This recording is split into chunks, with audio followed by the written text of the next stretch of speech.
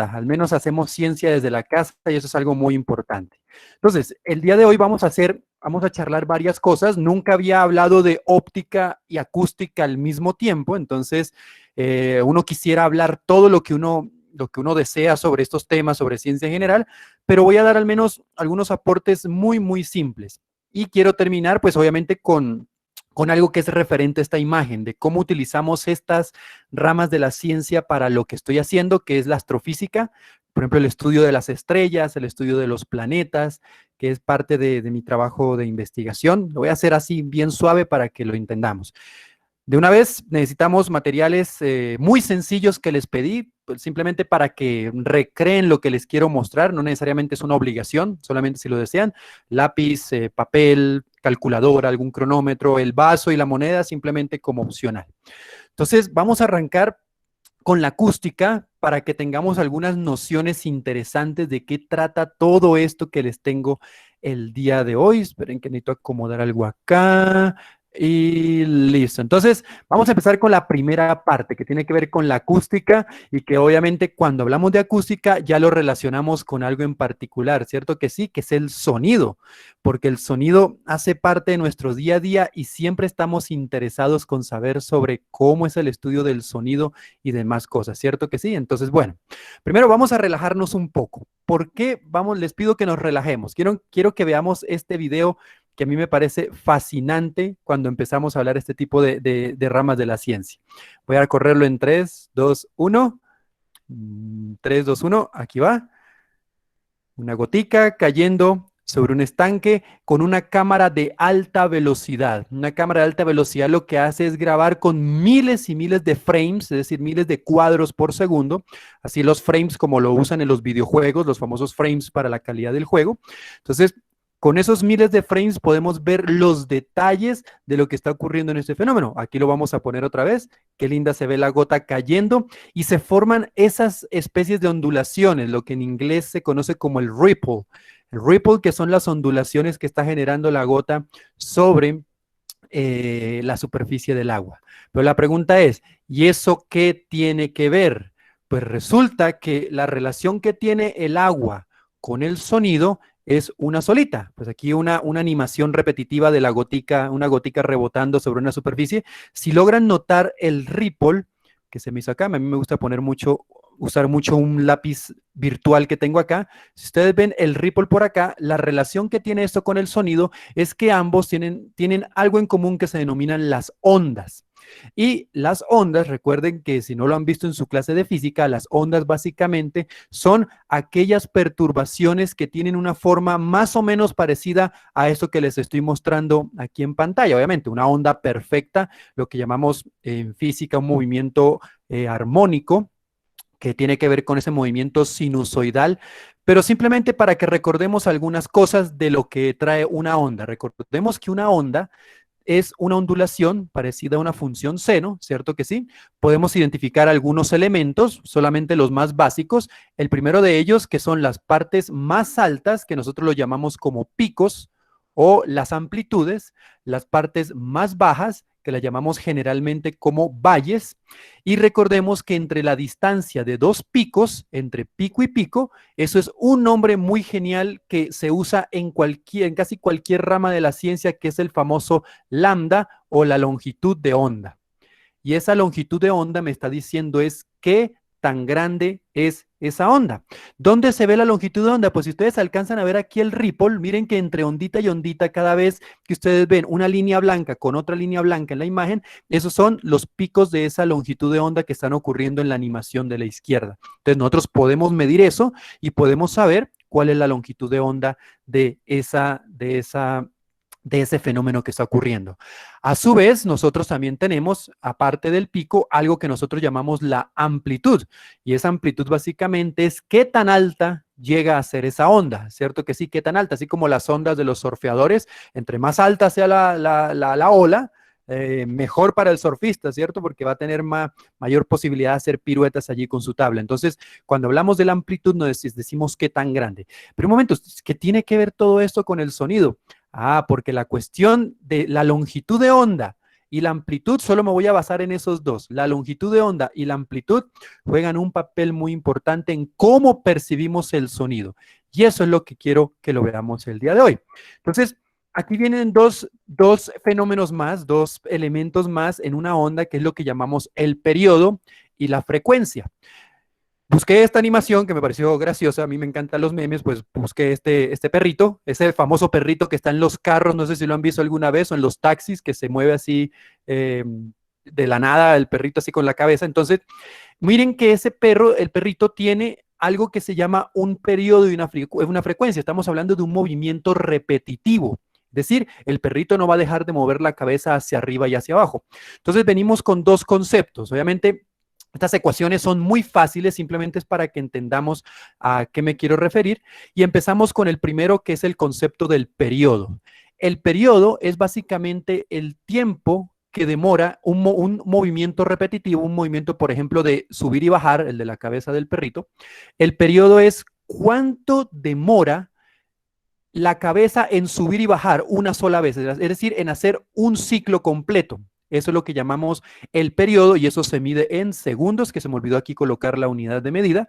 Y es como, por ejemplo, si usted va en un carro de carreras y está haciendo vueltas sobre un circuito, sobre un óvalo, entonces el periodo sería el tiempo que demora el coche de carreras en darle una vuelta al circuito, porque va a ser muchas vueltas, pero lo que demora una vuelta, podemos decir que ese es el periodo del piloto en dar una vuelta. Mientras que la frecuencia ya es relacionada con cantidad de ciclos, o sea, cuántas veces mueve la cabeza el perrito, pero en determinado tiempo. Generalmente se toma como referencia un segundo. Entonces, en el caso del sonido, en el caso de las ondas, hablamos de cuántas veces, cuántas ondas se generan en el rango de un segundo. Y la unidad fundamental de esto, por si no la conocen, es los famosos hertz.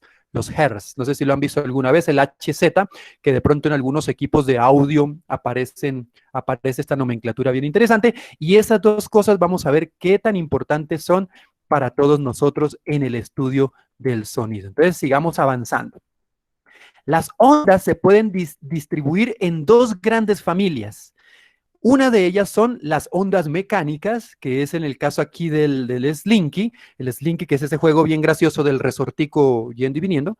Entonces, las ondas mecánicas requieren de un medio para desplazarse. Entonces, ojo, aquí hablamos de algo que se llama un medio, y ese medio se refiere a ese algo que permite propagarse.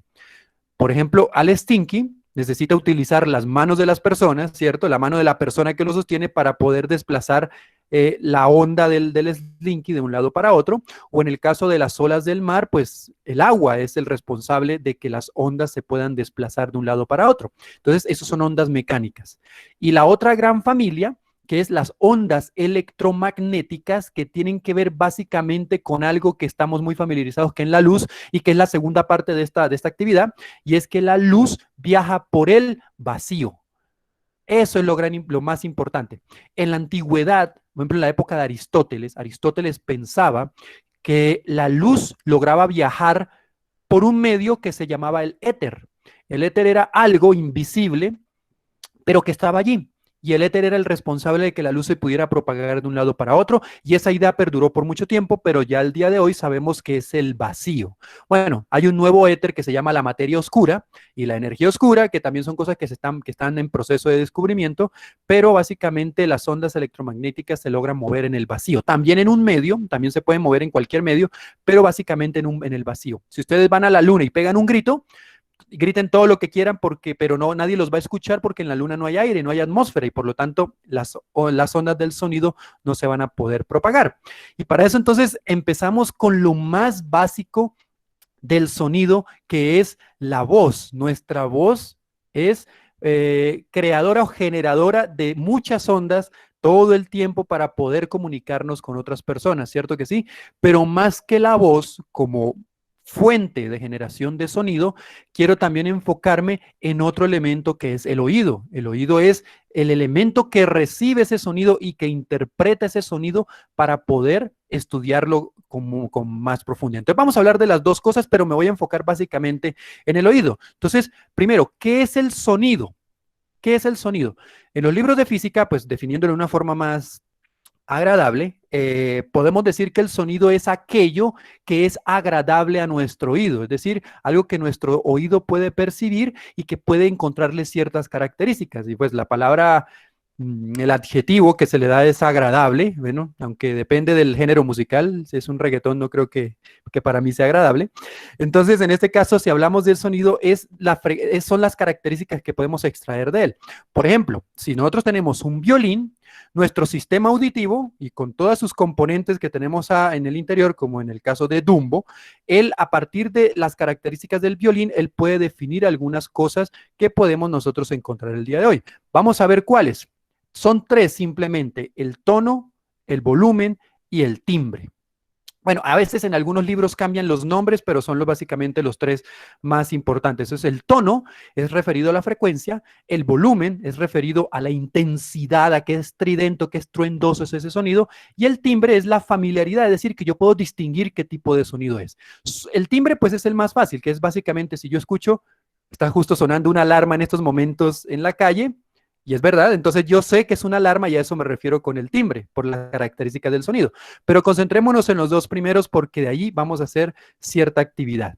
Primero, ¿qué es el tono? Entonces el tono va relacionado con la frecuencia y nos dice si algo es agudo o algo es grave. Entonces, ¿qué va a pasar?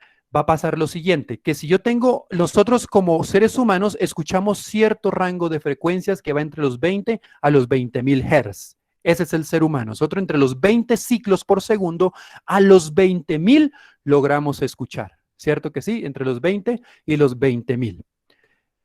Un elefante tiene una característica que es el infrasonido. El infrasonido son frecuencias más bajas de lo que nosotros podemos percibir, que va entre las cercanas a cero hasta un poco más de las 30, bueno, no sé el valor exacto, entre las 100, si no estoy mal, 100, 200 Hz, se me escapa ahorita el dato superior, pero tiene el rango infrasónico. Mientras otros animales, como es el caso de los perros y los gatos, y como es el caso de los murciélagos y los delfines, tienen un oído tan poderoso que los murciélagos son los maestros en esto porque escuchan hasta los 160.000 Hz. 160.000 Hz. ¿Listo? 160.000 Hz. Entonces, ellos utilizan un sistema que se llama la ecocolocación, que es básicamente como una especie de sonar. Ellos envían ellos envían un sonido y dependiendo del rebote de ese sonido que es inaudible para nosotros, entonces ellos pueden ubicarse y no se chocan con nada en la naturaleza. Entonces vamos a hacer un primer ejercicio que es simplemente de escuchar. Voy a dejar de compartir pantalla un segundito y les voy a compartir esta página. Les voy a compartir el link más tarde, pero simplemente lo voy a hacer acá, una pestaña de Chrome, aquí estás. Entonces, esta página web que encontré, que me pareció muy interesante, se llama Online Tone Generator. Voy a ver si está para compartir sonido. Sí, el audio está activo. Por favor, module, mientras vaya haciendo ese experimento, modulen su audio para que no sea molesto para ustedes, porque sé que algunos de ustedes están escuchando por audífono. Entonces, por favor, aquí donde está esto que es el volumen, modifiquen el volumen, bájenlo un poquitico para que no sea un poco fastidioso. Eso lo que hace es generar tono de acuerdo a la frecuencia que le estoy pidiendo que está acá. ¿Sí ven? Aquí va a sonar algo en 41 Hz. Si la frecuencia es muy baja, se escucha muy grave. Pero si la frecuencia es muy alta, se escucha muy agudo. Entonces, esa es la diferenciación de la frecuencia con el sonido. Cuando ustedes escuchan algo muy estridente es porque posiblemente su frecuencia es muy alta, y cuando escuchan algo muy profundo es porque su frecuencia es muy baja. Entonces, vamos a arrancar. Voy a subirle un poquitico.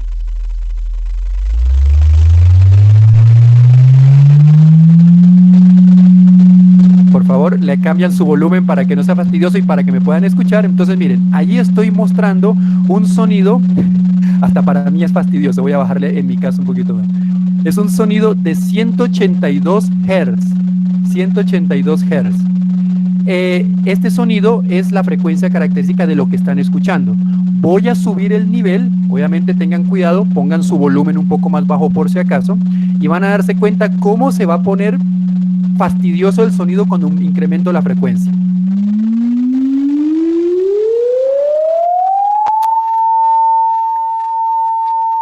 No lo dejaré por mucho tiempo, pero voy a hacer algo rápido. Voy a subirla al extremo.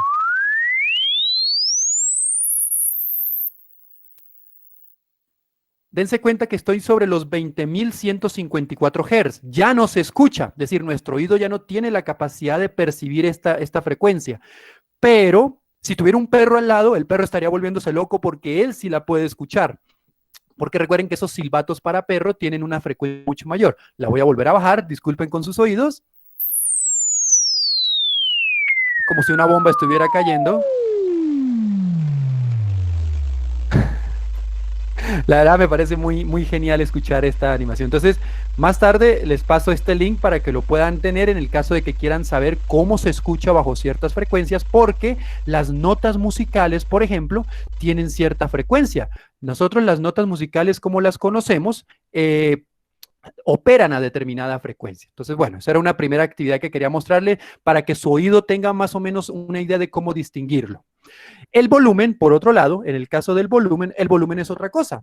El volumen se refiere a qué tan intenso es ese sonido. Y aquí como vemos se me olvidó cómo se llama este actor y de qué serie era. Pero bueno, aquí vemos a una persona tapándose los oídos porque nuestro oído tiene también un nivel determinado de escuchar cierta cosa, ¿cierto que sí? Tiene un nivel determinado para escuchar algo y para soportarlo. Entonces, en la parte derecha, ¿dónde está mi lápiz? Aquí está mi lápiz virtual. En la parte derecha, en esta tabla que ven acá, están diferentes niveles en el cual nuestro oído puede soportar. La unidad de medida son los decibeles, que es una escala logarítmica. No voy a hablar de escalas logarítmicas simplemente por si algunos no han visto sobre ello, entonces más adelante de pronto lo pueden profundizar. Pues resulta que nosotros escuchamos en escala logarítmica, o sea, no es una forma como una línea, sino es como una especie de curva en el plano. Entonces, ¿qué pasa? Dejé activado el generador de sonidos, lo voy a apagar. Ahora sí, yo sí lo estaba escuchando todavía. Entonces, en la parte derecha, como les decía, entonces están los diferentes niveles de sonidos que el oído puede percibir. Y utilizamos la escala logarítmica que se llama decibeles. ¿Sí? Entonces, por si acaso aquí lo escribo, los decibeles, que se escribe así, dB. Entonces, ¿qué pasa? El nivel mínimo que el oído logra escuchar, que es, por ejemplo, en el caso de la respiración, que nuestra respiración tiene un nivel muy bajo de intensidad, entonces nosotros hablamos de los 0 decibeles, ¿cierto que sí? Los 0 decibeles, que es lo que se conoce como el umbral de audición, que es lo que ya empezamos a escuchar. Obviamente ahí hay varios ejemplos, como es el caso de la respiración, una conversación, una aspiradora, el tráfico, pero ojo, cuidado, si vamos subiendo, estamos poniendo en riesgo la integridad de nuestro oído, porque nuestro umbral de dolor está sobre 140 decibeles, que es básicamente un avión despegando. No sé si han escuchado o no han visto que cuando ustedes vuelan en avión ven a los operarios en pista con unos audífonos gigantes, es básicamente para mitigar ese ruido tan extremo que tienen los aviones. Lo recomendable para nosotros estar en la vida cotidiana es estar siempre aquí, por mucho sobre los 100 decibeles. Los 100 decibeles, que es, bueno, una perforadora eléctrica aquí menciona, pero ya es sonido muy intenso, que incluso es más intenso que el tráfico, y eso que el tráfico nos genera un poco de fastidio, ¿cierto? Y si usted ha ido a un concierto, espero que no lo haga tan seguido, porque es que un concierto está por encima del nivel recomendado. Y ese nivel recomendado, ustedes si han llegado de un concierto y al otro día amanecen como sordos, es porque están agrediendo a su oído. Entonces, es algo para tener en cuenta. Entonces, hagamos un ejercicio mental y me acabo de dar cuenta que he metido la pata porque era una pregunta que les iba a hacer y ya la estoy respondiendo. Entonces, ¿cuál es el ejercicio mental para pasar a nuestra primera actividad escrita por ustedes? Entonces, imaginen que ocurre una explosión, como es el caso de la que pasa aquí en la izquierda, una explosión y usted está a cierta distancia, como en el caso del piloto que tomó este video. Entonces, ¿qué pasa con la explosión? La pregunta es, si estamos a suficiente distancia, alejados de ese peligro, ¿qué se percibe de esa explosión? Entonces, habían tres opciones. La primera es, sí, primero, por ahí escuché un bang. Ah, es la A. Muy bien, Nicolás. Qué bueno que al menos alguien se arriesgó a responderlo antes de tiempo. Y es básicamente la respuesta en que habían tres opciones. Si yo escucho, si hay una explosión, ¿qué pasa? ¿Escucho primero la explosión y luego la veo? ¿Veo primero la explosión y luego la escucho? ¿O las dos cosas ocurren al mismo tiempo? Entonces, por mi despiste, ya les soplé la respuesta, que es la respuesta A. Y básicamente nosotros primero vemos la explosión, es decir, vemos ese hongo que se está formando y luego el sonido llega a nosotros. ¿Y dónde y cómo y por qué sabemos que llega ese sonido a nosotros? Voy a esperar que la simulación arranque otra vez, el GIF. Miren esto, miren esta línea esférica que se ve por acá. Eso que ven allí es la onda sonora que se va expandiendo. Eso quiere decir que el sonido puede moverse a cierta velocidad, ¿cierto que sí? Se mueve a cierta velocidad y es lo que llamamos nosotros la velocidad del sonido. Y esa velocidad del sonido la podemos calcular. Entonces, anote por favor por allí en su libreta a la mano una ecuación muy sencilla que es esta. La velocidad, bueno, esto es una aproximación, hay muchas formas, incluso desde las condiciones del aire, la densidad, el número de Young, si no estoy mal, es una de las constantes que hay que usar, pero hay una forma más o menos aproximada en la cual nosotros podemos medir la velocidad del sonido, que es esta ecuación que está acá, que es 0.6 multiplicado por T. Este T es la temperatura del lugar en donde usted está, temperatura del lugar en donde usted está en estos momentos, es decir, en su habitación, en su ciudad, etcétera, etcétera, más 331.4. Esto me va a dar en metros por segundo, es decir, cada segundo esa onda de sonido se está desplazando n cantidad de metros para que lo tengamos en cuenta. La velocidad del sonido es impresionante y sobre todo en esta foto que les estoy mostrando de un avión caza. Ese avión militar lo que está haciendo es rompiendo la barrera del sonido. Es decir, el objeto está volando más rápido que el propio sonido. Y no sé si ustedes han visto, yo lo viví alguna vez en una celebración del 20 de julio, cuando vuelan los aviones de combate del Ejército Nacional. Ustedes van a ver que a veces escuchan un sonido a lo lejos, pero a veces cuando ustedes ven el caza, primero ven pasar el caza rapidísimo y luego se escucha el sonido del avión como tal. Eso quiere decir que el avión está volando más rápido que el sonido, que por lo tanto él pasa primero y luego escuchamos el sonido. Es algo impresionante que nosotros podemos observar. Entonces, ¿qué pasa? Eso que ven acá es un golpe sónico, es un efecto sónico que genera ese boom en el aire para cuando significa que está superando esa barrera del sonido, y es lo que nosotros llamamos un match. El match es cuando se rompe esa barrera. Luego vienen las otras medidas como 2 match, 3 match, 4 match, que es tantas veces la velocidad del sonido.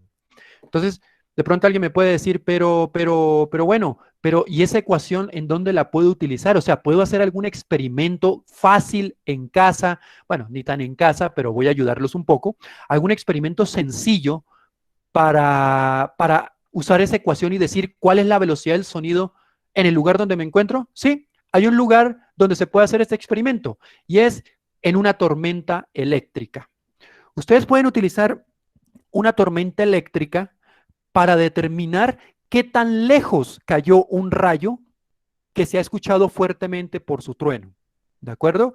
Entonces, ¿qué pasa? No sé si ustedes, bueno, sé que se han dado cuenta que cuando ocurre esto, ustedes escuchan el relámpago, perdón, ven el relámpago, ven el rayo, pero todo está en silencio. Luego a los segundos se escucha el sonido estruendoso, ¿cierto?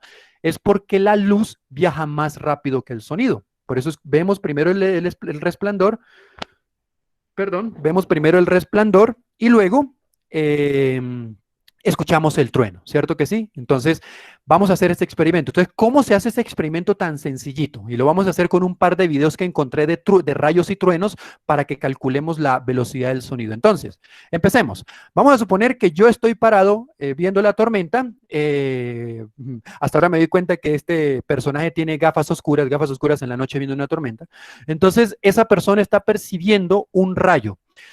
Para poder hacer estos análisis necesitamos dos datos. Primer dato, la temperatura del lugar. Entonces vamos a suponer que esa persona que está allí en el lugar ha visto la tormenta eléctrica justo cuando en el lugar estaba a 15 grados Celsius. 15 grados Celsius de temperatura. Y segundo, con un cronómetro, él cuenta desde el momento que ocurre el resplandor más brillante hasta el sonido fuerte en el lugar donde él está. Y han transcurrido 5 segundos desde el rayo hasta escuchar el trueno. Entonces, hacemos los cálculos sencillitos. El primer cálculo es conocer la velocidad del sonido de la persona que está allí. Entonces, la velocidad del sonido fue con la ecuación que les mostré hace rato, ¿cierto que sí? Que es básicamente multiplicar 0.6 multiplicado 15 y a esa respuesta pues simplemente le suma 331.4. Aquí hice el ejemplo. A mí me da 0.6 por 15 más 331.4, me da 340 metros por segundo. Quiere decir, esa es la velocidad del sonido allí donde está esa persona viendo la tormenta. Cada segundo, la onda logra desplazarse 340 metros. Cada segundo, 340 metros. Es una velocidad muy lenta comparado con otros fenómenos, muy lenta. No sé si ustedes han visto juegos artificiales a la distancia y se ve primero el pum, el estallido, y luego el pa. Entonces, eso también lo pueden hacer inclusive con eso, con un juego pirotécnico que esté en diciembre explotando, en Navidad. Entonces, ¿qué podemos hacer con esta velocidad? Pues muy sencillo. A esa velocidad le multiplico simplemente el tiempo que demoró el rayo respecto al trueno y me da una distancia. Esa distancia es a la que cayó el trueno respecto a su posición. Es decir, el trueno, el rayo, cayó a 1,700 km alejado de la persona que estaba observando. Entonces, esos son dos calculitos muy sencillos que se pueden hacer y que ustedes pueden predecir y pueden chicanear con su familia cuando vean un trueno y ustedes pueden decirle a los tantos segundos y hacer los cálculos, ese rayo cayó a cierta distancia aproximadamente, eso simplemente es una aproximación, aproximadamente a cierta distancia de nosotros. Entonces, vamos a hacer un taller corto, un taller cortico, entonces nuevamente voy a dejar de compartir. Plan, por acá. Entonces, estén atentos con lápiz y papel porque vamos a hacer un par de cálculos rápidos para poder hacer esto. Entonces, voy a empezar con el primero. Entonces, ese es un video de YouTube que tengo por aquí. Ya lo voy a compartir. Se llama, ¿cómo se llama? Se llama Tormenta Eléctrica en Chile. Tormenta Eléctrica en Chile. Listo. Entonces, pilas aquí. Entonces, eso que tengo acá es un video de una tormenta eléctrica que ocurrió en Chile. No sé la ciudad, vamos a ver, no, igual no me interesa la ciudad por ahora. Entonces, ¿qué vamos a hacer? Vamos a hacer el cálculo rápido entre todos, voy a sacar aquí mi calculadora, el cálculo rápido entre todos de qué tan lejos cayó ese rayo del observador que estaba en esos momentos. Entonces, atentos, tengo el audio activado. Sí, más o menos. Entonces, voy a basarme por ahora en el contador, en el cronómetro del video. No necesariamente necesito tener un cronómetro aquí a la mano, pero voy a basarme en este porque el estruendo se ve justo en el 00. O sea, ahorita apenas le dé play, se va a ver. Y apenas se vea, entonces vamos a ver cuánto tiempo transcurre hasta que se escuche el estruendo más fuerte, como el pico del sonido. Entonces, vamos para eso. Ahí va. A la 1, a las 2, alisten bien sus micrófonos, su volumen. A la 1, a las 2, a las 3. Ahí se vio el estruendo, el primero.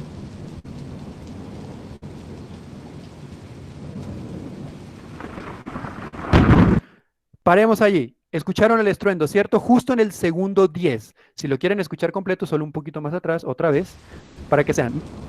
Ojo, aunque hay muchos rayos, el primer sonido corresponde al primer rayo. Entonces vamos a calcular, es el del primer rayo que se vio.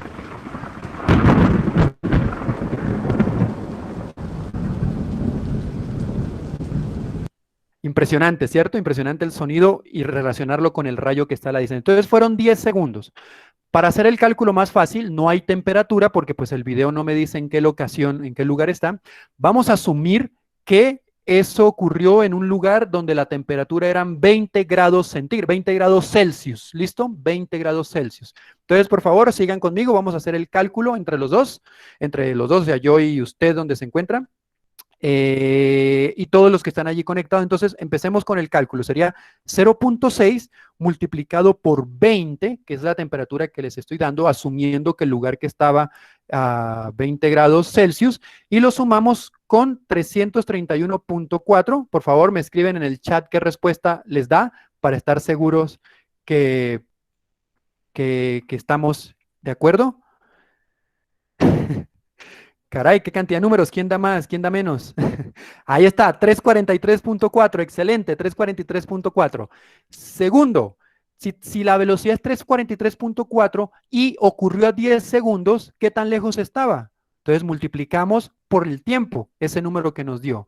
Y eso nos da, muy bien, 3.434 metros. Es decir, casi 3,5 kilómetros. Casi 3,5 kilómetros. y medio. Muy bien.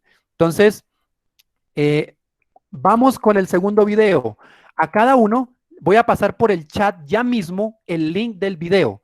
Es un video de un chileno que está en Valparaíso, está viendo una tormenta. Voy a pedir que lo adelanten un momentico. El estruendo ocurre en el segundo 58, entonces déjenlo en el 55 para que les dé tiempo. Y con el cronómetro, apenas vean el destello, por favor, hagan los cálculos. Obviamente, vean primero el destello, corran el cronómetro hasta que se escuche el pico del primer trueno, paran el cronómetro. No necesariamente se tienen que guiar con el contador de YouTube porque no ocurre en el segundo 00, sino que quiero el dato más preciso. Yo ya lo tengo aquí calculado. Obviamente voy a ver quién se aproxima más con la distancia que me dio a mí. Entonces, ahí está. Vamos a ver quién lo logra resolver primero. Recuerden, hasta el segundo 55 van a escuchar un chileno ahí hablando, pero en el 58 ocurre el rayo y un poco después ocurre el trueno, el pico del primer rayo. Entonces, vamos a ver quién lo logra. Les voy a dar tiempito para que lo hagan. Mientras tanto, yo voy a verificar.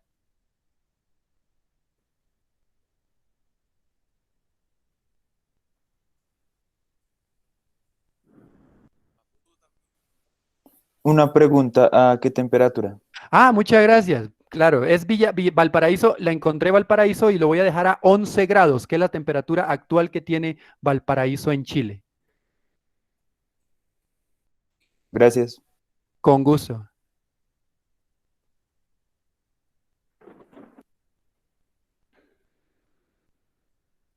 Recuerden que es el pico del trueno. Se escucha un sonido leve, pero es el pico, el momento más estruendoso.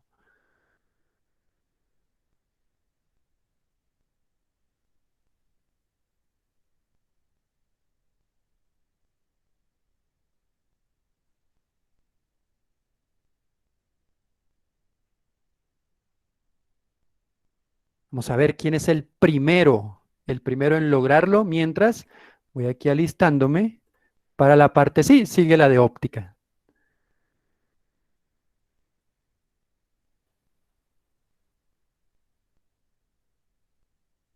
Mientras voy a cambiar a la siguiente, ¿dónde está mi pestaña? Aquí está. Entonces recuerden, el rayo, que incluso el chileno se sorprende, ocurre en el segundo 58. Entonces con su cronómetro, trate de calcular lo más preciso cuando ocurre el resplandor hasta que se escucha el pico de ese primer rayo. Y con ese calculamos para 11 grados Celsius de temperatura de Valparaíso, que era la temperatura que estaba haciendo en esos momentos, y me escriben la distancia. Vamos a ver quién es el primero. Todavía nadie me ha escrito. Nadie me ha escrito cuál sería esa distancia.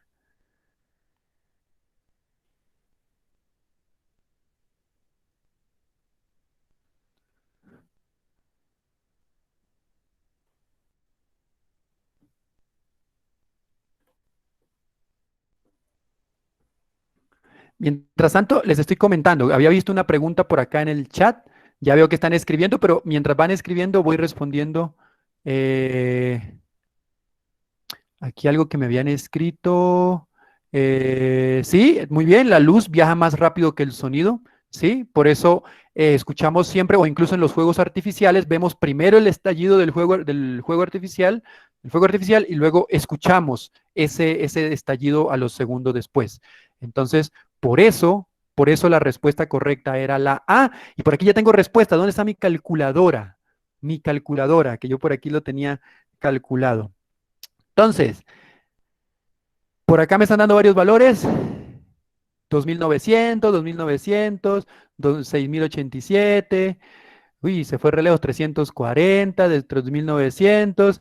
Muy bien, para la gran mayoría. La respuesta es que el rayo aproximadamente cayó a casi 3 kilómetros de distancia, los que les da 2900, entre 2700, obviamente. ¿De qué dependemos? De las milésimas de segundo con la velocidad en la que usted para el cronómetro y lo arranca. Pero está aproximadamente entre 2800 y 3000 metros de distancia. Entonces, en ese rango, si le dio dentro de ese rango, perfecto, ha hecho el cálculo bien de qué tan lejos ha ocurrido ese fenómeno. Inclusive eso lo puede hacer para otro tipo de fenómenos, aparte de los fuegos artificiales. Por ejemplo, si usted ve una persona talando un árbol, pero si se da cuenta que la persona está muy lejos y se escucha y se ve primero el lanzamiento del hacha y luego el sonido del hacha, usted puede calcular qué tan lejos está el leñador talando el árbol. Entonces es una actividad muy interesante y está alrededor de los 2.800, 2.900 metros este ejercicio que acabamos de hacer. Excelente. Y esta sería entonces la parte de acústica. Lo hice lo más breve porque quería que cogieran al menos las nociones principales. Pero vamos con la parte ahora de óptica. Que esta parte óptica me encanta porque nosotros los astrónomos, yo que estoy en la parte astrofísica, los astrónomos necesitamos de la luz y la luz es importante porque con la luz, gracias a los observatorios astronómicos, podemos hacer estudios de varias cosas. Y básicamente es que la luz es nuestra fuente principal para estudiar porque las estrellas emiten luz, los cuerpos celestes en su gran mayoría emiten luz. Entonces, vamos a ver, ejercicio mental. La pregunta es, miren esta imagen, y esta imagen es un atardecer muy lindo en alguna costa de algún lugar, no sé si en África o por aquí en Tierra Caliente, pero vean el momento de ocultamiento del sol. Les dejo una pregunta sin necesidad de que la respondan. La pregunta es, ¿esa foto es real? ¿La foto será real? Pues, o sea, real, no se vayan a confundir con la palabra real, en el sentido estricto de la palabra, o sea, ¿el sol en realidad está allí? ¿En esa fotografía? Es la pregunta. Bueno, les doy la No, respuesta. No, ¿por qué no? Me gustó alguien que se arriesgó. ¿Por qué no? yo creo que no, porque pues está muy alejado y entonces es muy probable que ya el Sol esté en realidad más oculto porque la velocidad de la luz está llegando después. Por la Excelente, velocidad. excelente. Profesor, un punto aquí para Luis Felipe por arriesgarse a responder. Muy bien, excelente, Luis. Entonces, aquí hay un concepto que se llama la velocidad de la luz. Con gusto. Aquí hay un concepto que se llama la velocidad de la luz. La luz, bueno, no les quiero dañar la sorpresa, pero les voy a mencionar, esta foto nos miente. O sea, es real, lo podemos ver, pero nos miente. El sol no está allí en realidad. En la vida real no debería estar allí por el concepto de la velocidad de la luz, que ya lo vamos a ver. Entonces resulta que en la antigüedad siempre se pensaba que la luz era partículas. ¿Qué quiere decir partículas? Es decir, ay, yo había apagado mi marcador acá. ¿Ya se prendió? Sí. Son partículas, es decir, es como si fueran bolitas que estuvieran siendo disparadas de un láser, ¿cierto? Como en este láser son bolitas que van en línea recta y llegan hasta su objetivo. Entonces, siempre se pensaba que la luz eran solamente partículas, pero no, resulta que no. Al tiempo después llegaron muchas personas, como en el caso de Newton, Young y otras personalidades que se atrevieron a decir que no, la luz también es una onda. Entonces, este meme me describe espectacularmente lo que es la luz. La luz es una onda, pero también es una partícula. O sea, es algo que se llama una dualidad. Y la dualidad dice que podemos ser tanto uno como lo otro y sin perder las propiedades de uno del otro, depende de cómo lo estemos observando. Entonces, son experimentos. Ahí obviamente hay experimentos de la doble rendija y otras cosas, pero eso de pronto lo van a ver con más detalle en sus clases, pero solamente les voy a decir que la luz se mueve como ondas y se forma gracias a dos campos, uno que se llama el campo eléctrico y otro que se llama el campo magnético. La interacción de las dos me permite establecer la dirección de la luz en el espacio.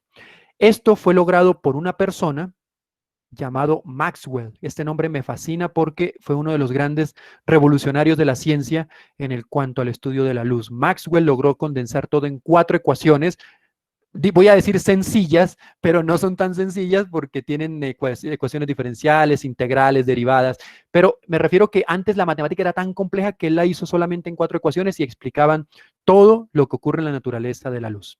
Entonces, hay dos fenómenos particulares, bueno, hay muchos fenómenos, pero por el tiempo me voy a concentrar solo en dos. La reflexión. ¿Qué es la reflexión? La reflexión es lo que me permite que yo vea el reflejo de los edificios aquí en la superficie del lago. En la superficie del lago. Eso es la reflexión. Entonces, la reflexión es básicamente el rebote de la luz sobre una superficie para que luego llegue a mis ojos. Un espejo funciona por reflexión. Hay telescopios que funcionan con reflexión, o sea, tienen espejos para poder ver cuerpos celestes. Por ejemplo, el ejemplo más sencillo, y a mí que me gusta el Chavo, pues voy a usar este ejemplo de este capítulo en donde don Ramón se está mirando en el espejo. Ojo, ¿en realidad don Ramón se está mirando en el espejo? La respuesta es no. Ahí pareciera, por el capítulo, la serie, el contexto y demás, que don Ramón se está mirando al espejo. Pero hay un problema. Nosotros, o sea, nosotros que somos los espectadores, estamos viendo la cara de don Ramón directamente. Entonces, ¿qué pasa? Si tenemos una superficie que es el espejo, aquí tenemos el espejo, y yo mando un haz de luz de forma oblicua, ustedes ya deben de pronto saber esto si ya lo vieron, pues la luz va a rebotar en el mismo ángulo en el cual incidió la primera luz, ¿cierto que sí? O sea, el primer rayo está con un ángulo respecto a la horizontal que se llama la normal, a una línea recta, rebota y ese ángulo debe ser igual. Entonces, ¿qué pasa? Que don Ramón está viendo el espejo de forma oblicua, la luz rebota, aquí podemos ver su cara en el espejo, pero aquí a quien está ubicado en este lugar, ¿quién sería? El camarógrafo, ¿cierto? Aquí está el camarógrafo. Entonces, don Ramón en realidad está viendo al camarógrafo y el camarógrafo está viendo a don Ramón en la superficie del espejo. Entonces, ese es un ejemplo muy bacano de cómo establecer el fenómeno de la reflexión con un capítulo del Chavo, pero con un objeto muy común que es un espejo. Entonces, el espejo, de acuerdo al ángulo que tiene don Ramón, porque mire que don Ramón no está mirando el espejo de frente, lo está mirando así ladeado. Entonces, si lo está mirando ladeado es porque la luz de don Ramón, o sea, la luz que rebota en don Ramón, llega al espejo con un ángulo y rebota al camarógrafo con el mismo ángulo respecto a la superficie del espejo. Esa es la reflexión.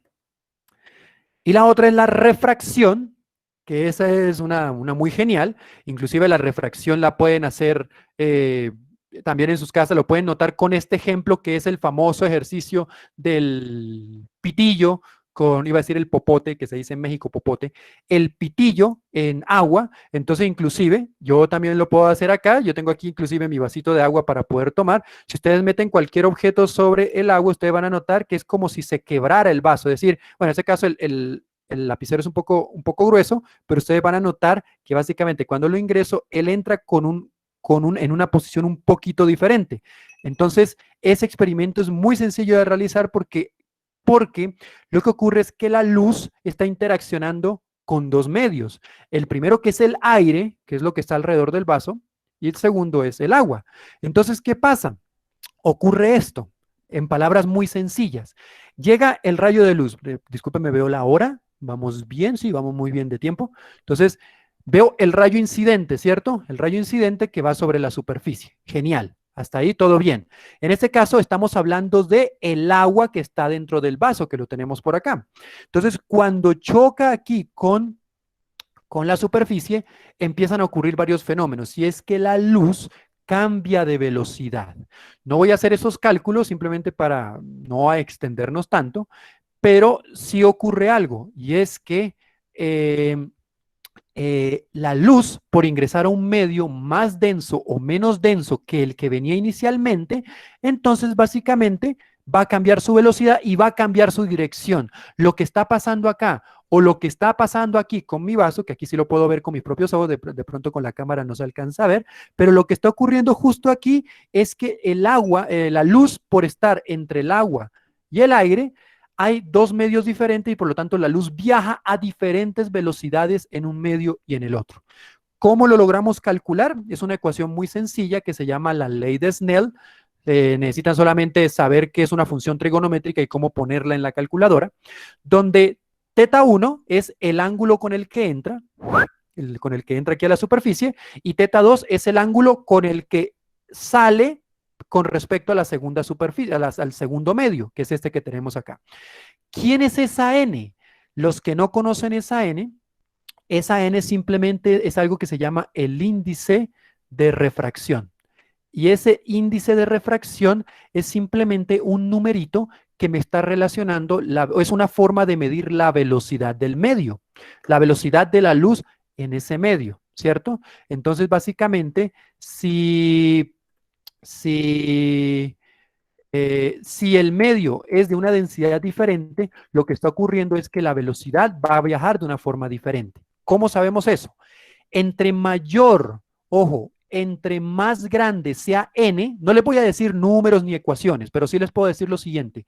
Entre más grande sea n, es porque la luz viaja más despacio en ese medio. En otras palabras, si n1 es mayor a n2, sin necesidad de saber a qué velocidad y tener un velocímetro allí para tratar de ver a qué velocidad viaja la partícula, si n1 es mayor a n2, simplemente lo que podemos decir es que la luz viaja más rápido en el medio 2 que en el medio 1, ¿cierto? Viaja más rápido en el medio 2 que en el medio 1. Entonces, es una forma de medir la velocidad, es una forma de ver cómo viaja un medio más rápido respecto al otro. Entonces, aquí está el experimento que les decía. Entonces, por favor, los que tengan su vasito, pónganlo allí al lado de ustedes, así como lo tengo yo, me disculpan mi desorden aquí al fondo, no presten atención a eso.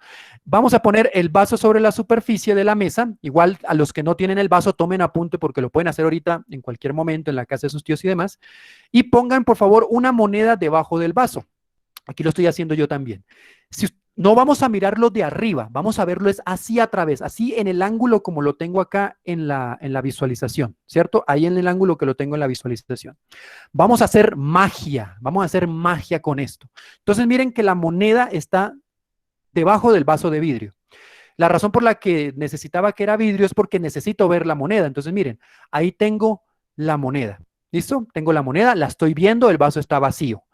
Por favor, vamos ahora, sin quitar la mirada de la forma como está en la diapositiva, o sea, viéndolo así de frente, de perfil, vamos a echarle agua arriba.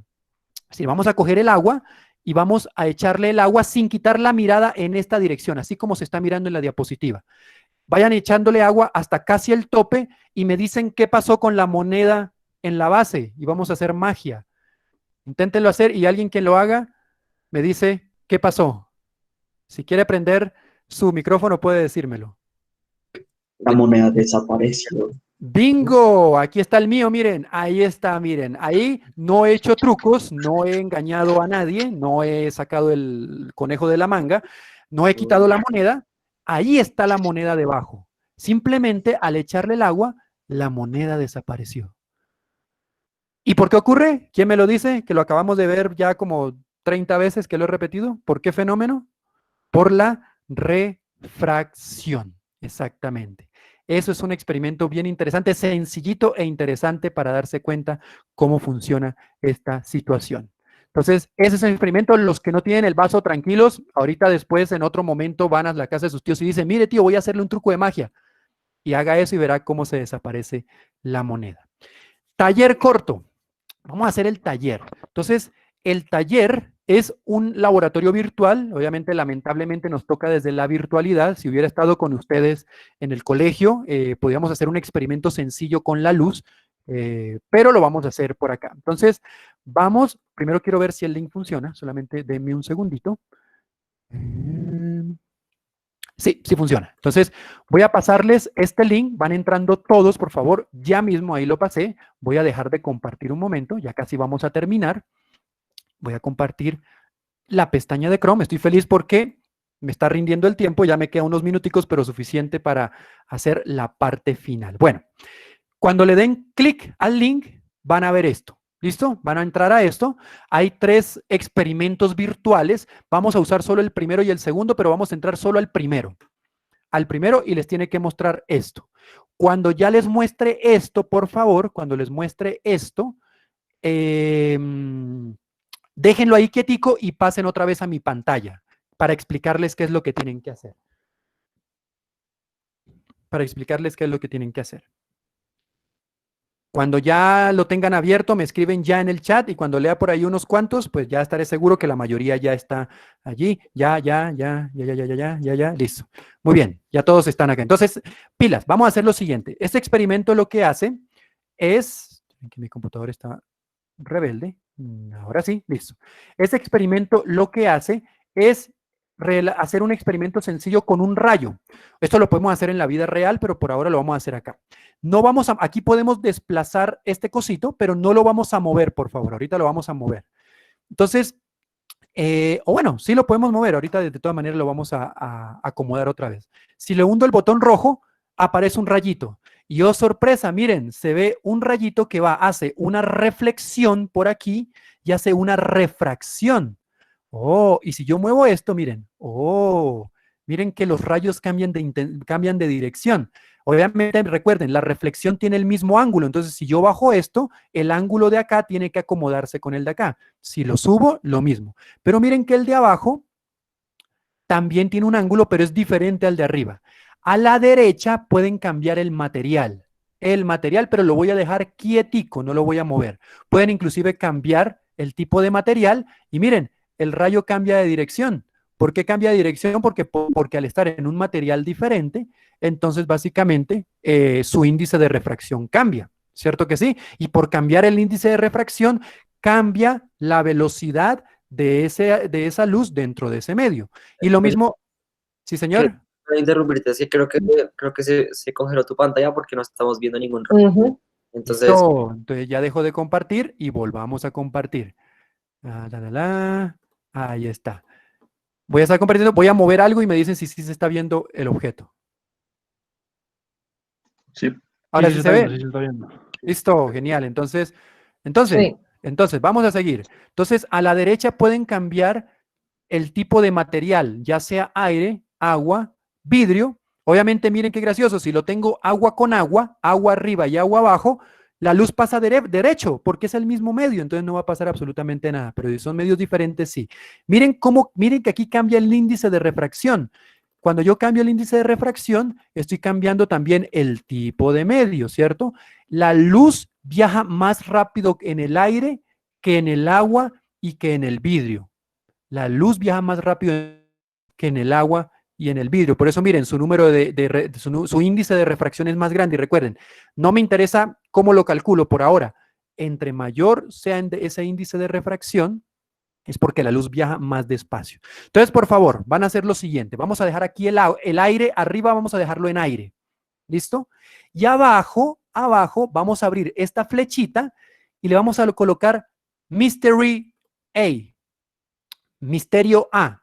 Es un medio misterioso, o sea, el software no le está diciendo qué medio es, no le está diciendo, no sabe, malo software.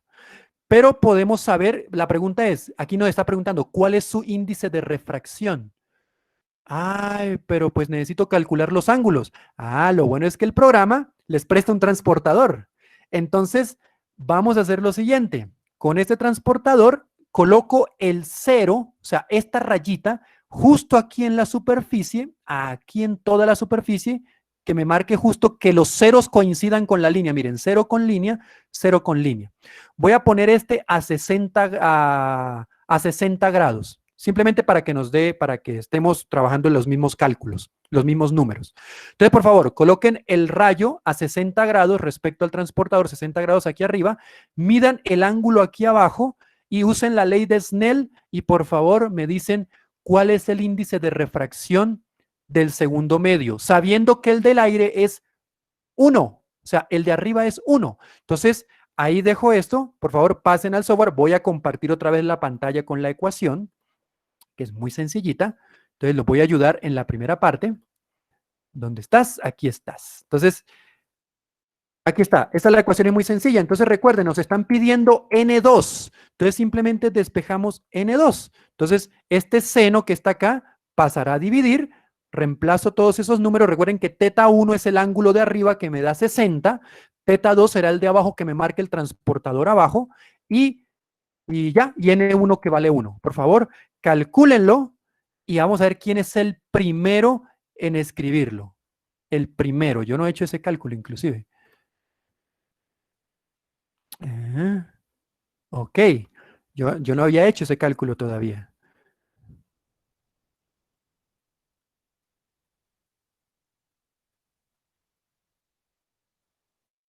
Listo, ya tengo acá mi índice de refracción ya calculado. Entonces vamos a ver quién es el primero. ¿Quién es el primero? Recuerden, la situación es que sea misterio A, o sea, el material misterioso A, abajo, el de arriba debe ser aire, o sea, debe estar con índice de refracción de 1, coloquen el transportador y coloquen el láser a 60 grados, o sea, que esté sobre el 60. Y pues me dicen, miden el ángulo de abajo y calculan el índice de refracción. Vamos a ver, voy a ver el chat. Excelente, 253, muy bien. Y que alguien se arriesgue a decirme, con ese número, ¿qué significa? ¿La luz se mueve más rápido o más lento en el material misterioso respecto al aire? Más lento.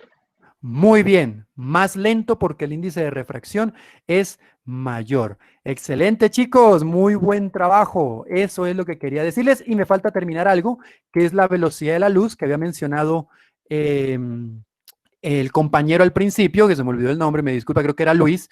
La velocidad de la luz es la cosa, sí estoy compartiendo, sí, estoy compartiendo la presentación. La luz es la cosa más rápida que existe en el universo.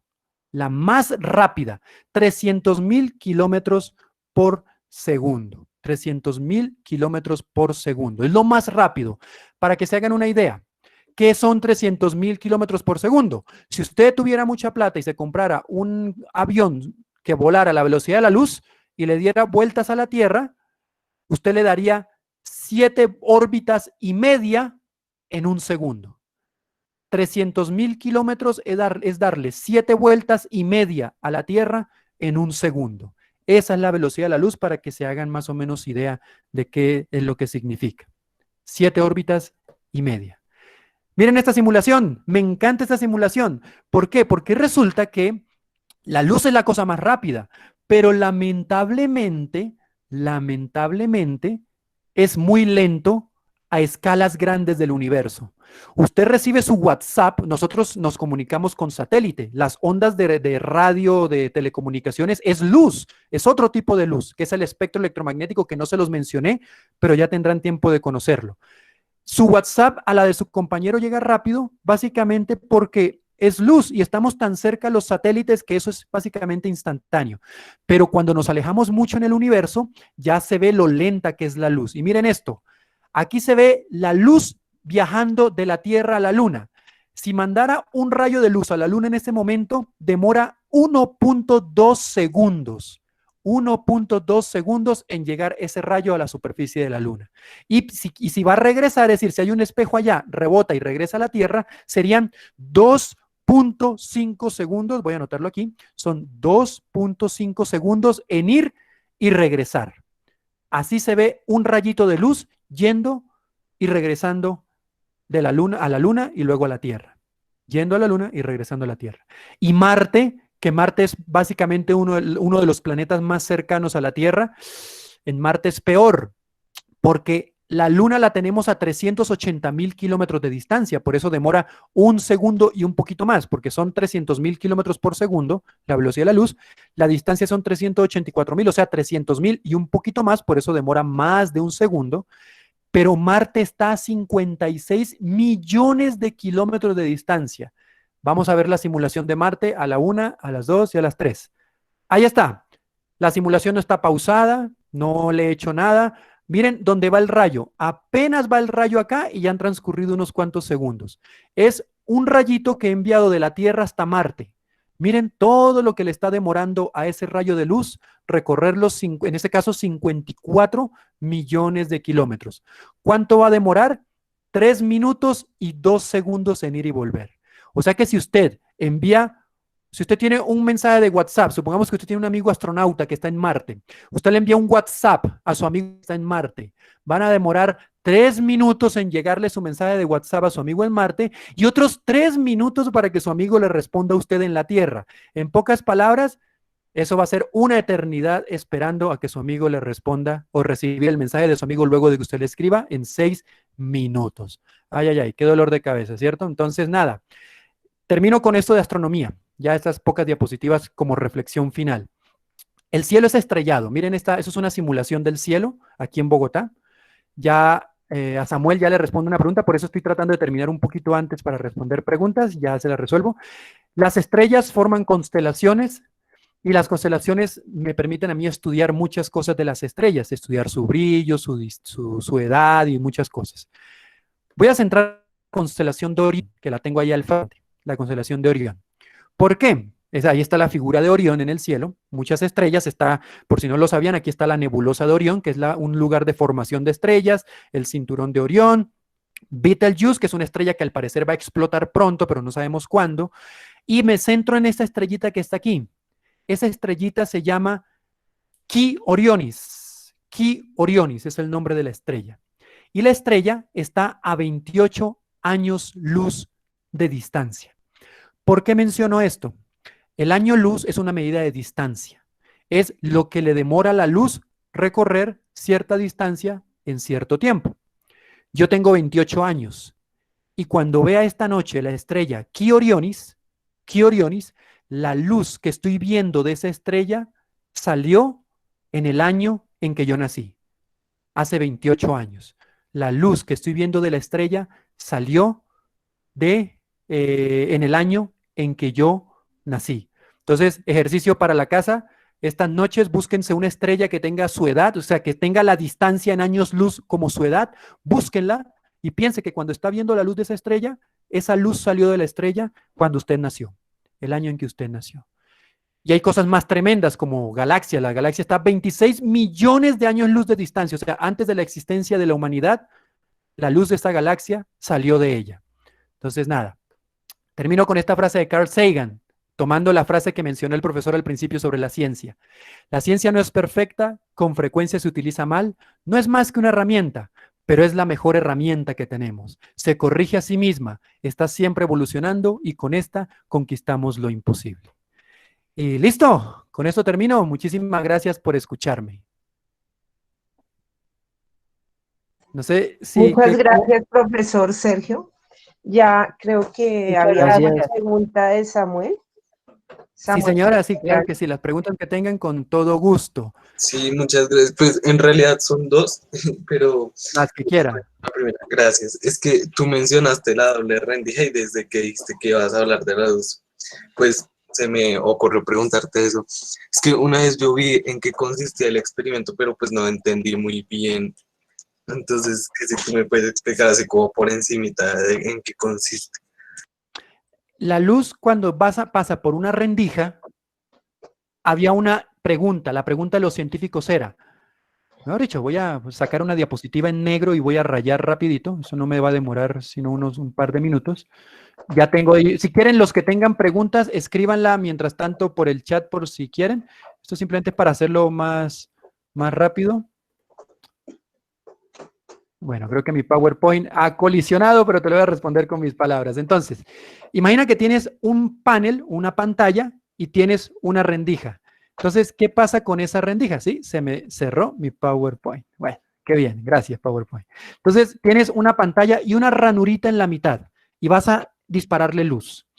¿Qué pensaban anteriormente? Anteriormente pensaban que si la luz era solo partícula, pues la partícula pasa la rendija y se va en línea recta y golpea un detector detrás y forma justo la forma de la rendija.